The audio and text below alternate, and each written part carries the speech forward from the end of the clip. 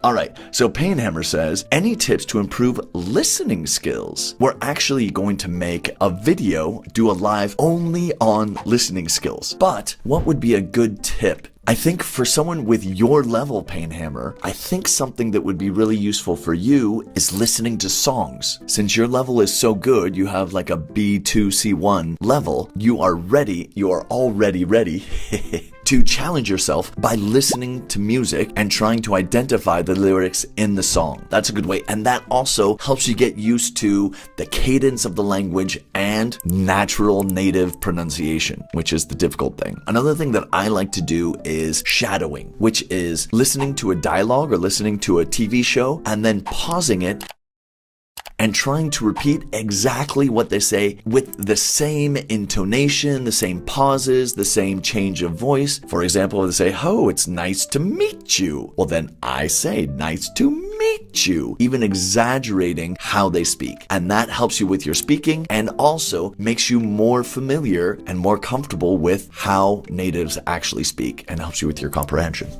All right, good question, Painhammer. I hope that helps. All right, let's see here. Repeat with what you listen. Exactly, Hannah. That's what I'm talking about. I listen to stand-up comedy shows. Carlota, that's great. Stand-up comedy is difficult. Wow, if you're listening to stand-up comedy, that's impressive. But I find comedy is very difficult to follow because many times you'll find comedians that part of the humor, part of the funny things they do is that they speak really, really fast and they speak colloquially and they say like things that are barely audible, which means difficult to hear. And wow, it's extremely challenging. And it's also frustrating when they say something funny, everybody laughs, but you don't get it.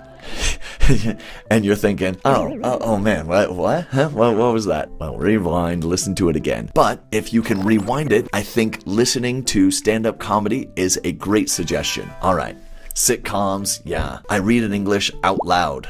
Yeah, or maybe you do it loudly.